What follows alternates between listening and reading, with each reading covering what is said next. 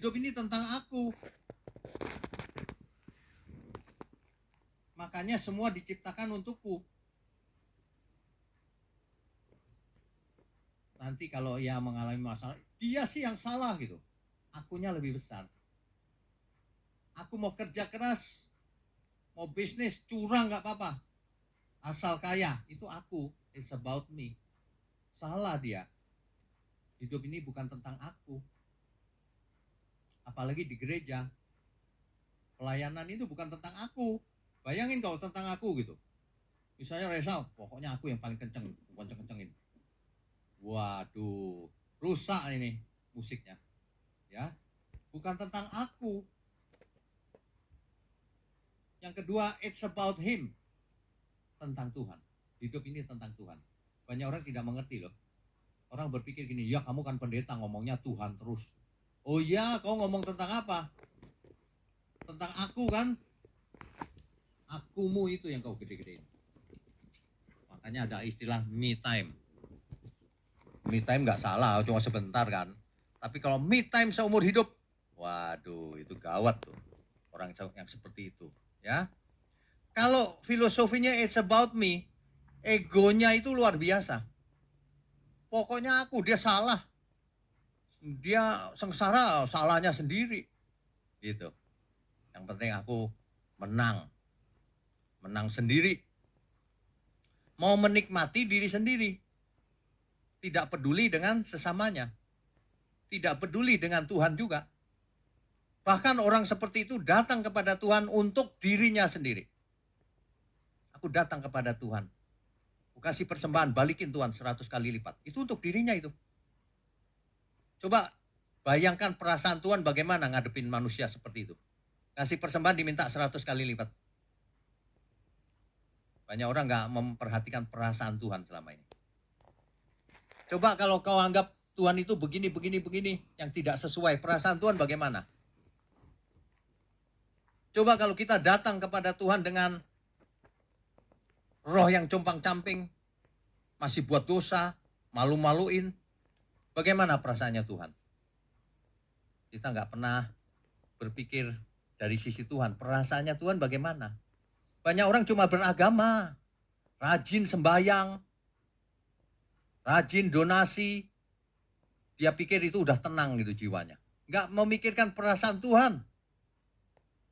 Makanya ada orang yang beragama dengan membenci orang lain, jadi teroris segala. Itu perasaannya sendiri itu. Tidak memikirkan perasaan Tuhan. Tuhan menciptakan manusia itu agar tidak ada yang binasa.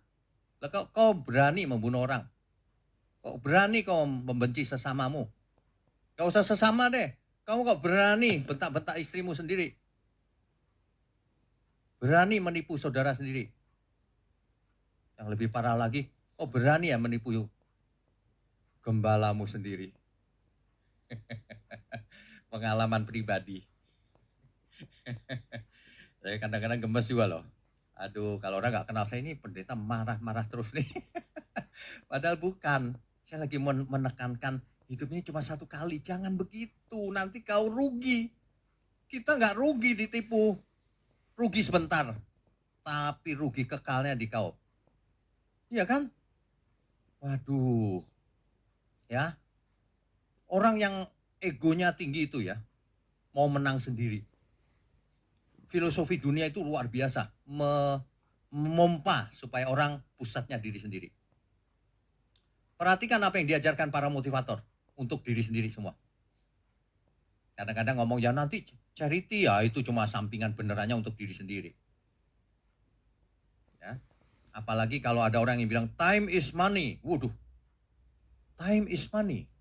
Di sini jangan ada pelayan Tuhan yang time is money ya. Nanti main keyboard satu ketukan ada harganya Pak. Jadi kalau satu lagu berapa ketukan tuh? Jangan pernah ada ya pelayan Tuhan di sini yang begitu ya. Di sini nggak ada memang, di sini nggak ada. Di tempat lain juga nggak ada sih. Di planet Mars sana ada. Alien. Pokoknya ya, kita itu ya jangankan pelayan Tuhan. Di dunia sekuler saja, kita jangan hitung-hitungan sama orang. Kalau nolong orang itu apa adanya aja. Gak pernah hitung-hitungan. Saya itu diberkati punya mama yang seperti yang mama saya itu. Meskipun kita dulu gak kaya, saudara, pas-pasan, ya bisa makan lah, tapi pas-pasan. Itu kalau ada lagi musim hujan, terus ada orang ngiyup tuh apa ya, berteduh tuh. Sama mama saya langsung diambil makanan, kalau jam makan gitu. Makanan suruh masuk, kasih makanan. Gitu. Tukang juga semuanya saya jadi lihat gitu. Oh iya ya, benar juga ya. Coba kalau hitung-hitungan gak ada apa untungnya aku gitu. Gak boleh loh hitung-hitungan saudara. Ya, jangan pernah hitung-hitungan sama siapapun. Bahkan di luar yang tidak seagama sama kita. Tetap tidak boleh hitung-hitungan. Kemanusiaan itu harus muncul. Apalagi kalau kita berkata kita mencintai Tuhan. Waduh, cinta macam apa yang kau punya itu? Kalau sampai tidak kelihatan bentuknya itu. Time is money. Waduh, capek deh. Dulu ada itu yang saya telepon. Pelayan Tuhan padahal. Saya telepon jam 6.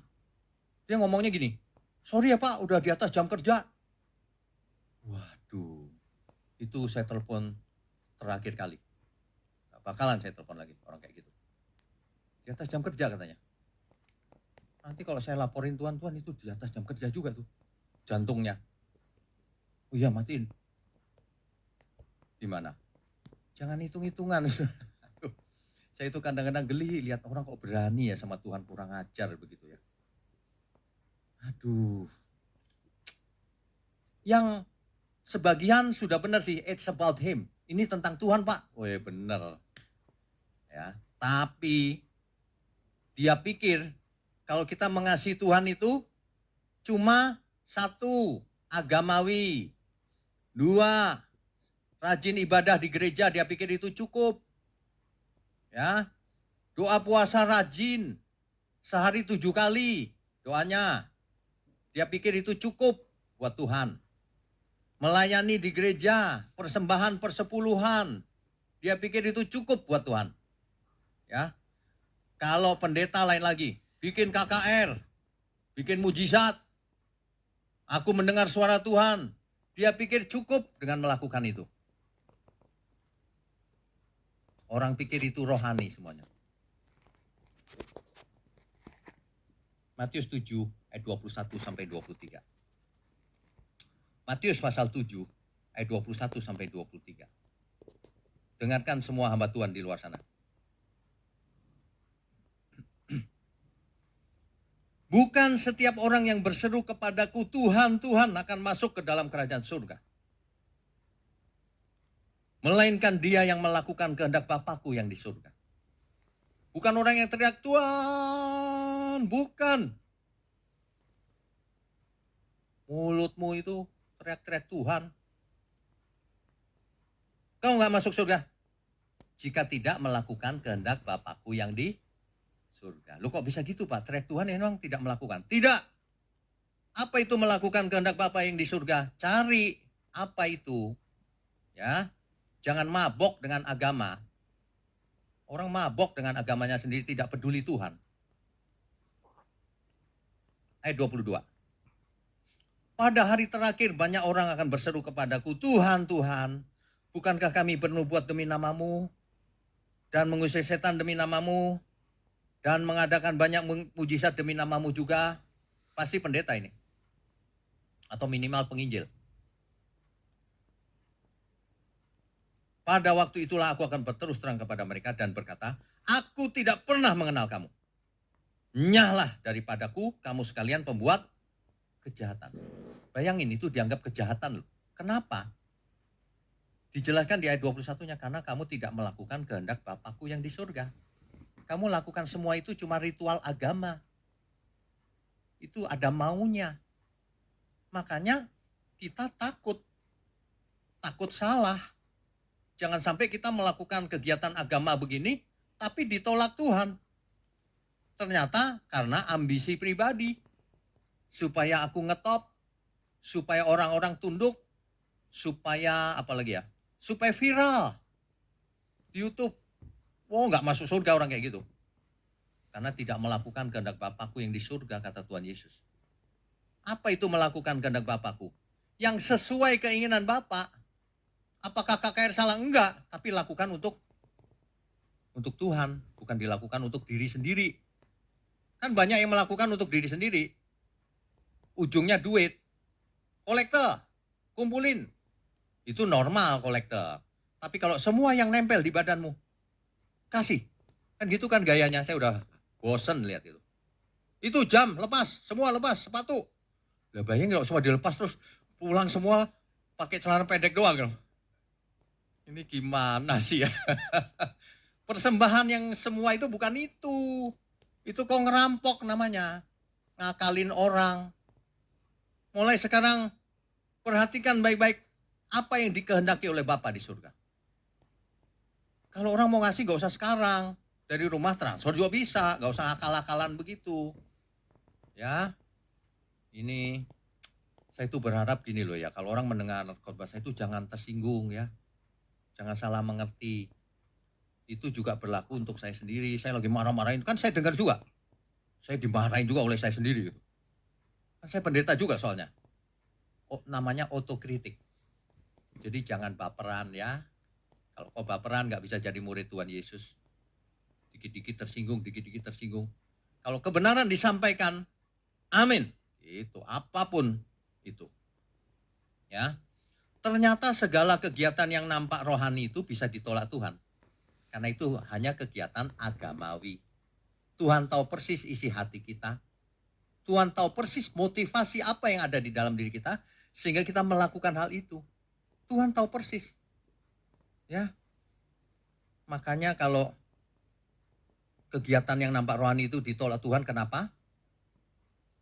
Jika tidak melakukan kehendak Bapa. Jika tidak didasari dengan motivasi yang benar. Jika tidak didasari dengan kasih yang benar. Jika tidak mengasihi Tuhan. Apa gunanya kau KKR dan sebagainya tapi kau nggak mengasihi Tuhan? Apa gunanya? Padahal Tuhan sudah mengasihi kita luar biasa. Ya. Tuhan tidak menginginkan kegiatan agamawi yang kosong. Yang permainan begitu itu. Kumpulan duit doang. Tuhan menginginkan kita itu dari hari ke hari mengerti kebenaran dan kita berubah. Naturnya berubah. Kodratnya yang dikenakan itu berubah. Jangan manusia lama terus. Yang Tuhan kehendaki itu bukan relasi agamawi. Yang Tuhan kehendaki itu relasi atau hubungan dengan Tuhan yang penuh kasih. Itu bukan relasi agamawi. Yang Tuhan kehendaki adalah kasih. Itu sejak perjanjian lama sudah dikatakan begitu loh. Yang ku kehendaki bukan persembahan. Persembahan itu maksudnya persepuluhan, buah sulung, dan ritual agamanya. Tetapi belas kasihan. Kau punya belas kasihan enggak? Kalau enggak percuma itu persembahanmu itu. Enggak ada artinya sama sekali. Enggak punya belas kasihan sih. Yesus menegaskan begini. Tuhan Yesus menegaskan sendiri. Bahwa seluruh Tanak itu singkatan Taurat, Neviim, dan Ketuvim. Artinya Taurat, para nabi, dan tulisan-tulisan. Makanya kalau kita baca Alkitab ya, ada tulisan gini, Taurat dan kitab para nabi. Betul? Kitab Taurat dan kitab para nabi. Maksudnya perjanjian lama secara utuh. Makanya Tuhan Yesus mengatakan dalam kitab suci, hukum Taurat dan kitab para nabi bergantung pada kasih. Kalau tidak percuma. Matius 22 ayat 37 sampai 40. Matius pasal 22 ayat 37 sampai 40. Jawab Yesus kepadanya. Kasihilah Tuhan Allahmu dengan segenap hatimu dan dengan segenap jiwamu dan dengan segenap akal budimu. Kasihlah Tuhan. Itulah hukum yang terutama dan yang pertama.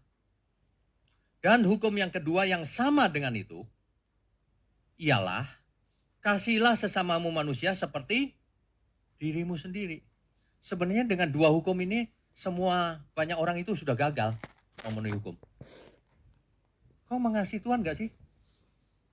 Kau mengasihi sesama gak? Mana buktinya? Kalau pakai dua hukum yang utama ini banyak orang udah gagal sebenarnya. Banyak orang mengasihi dirinya sendiri. Ya, biarlah di pagi hari ini kita semua diingatkan. Hukum yang paling utama itu hukum kasih yang tinggal tetap selama-lamanya, kekal adanya. Semua dibatalkan, Taurat dibatalkan semua, persepuluhan dan sebagainya. Tetapi hukum kasih tinggal tetap selama-lamanya. Artinya, orang yang tidak memiliki kasih tidak bakalan masuk surga. Karena itu yang berlaku terus hukumnya. Kalau orang tidak melakukan Taurat, tidak masalah. Karena sudah dibatalkan. Tapi kalau orang tidak punya kasih, biarpun dia pendeta, KKR, dan sebagainya, percuma semuanya itu.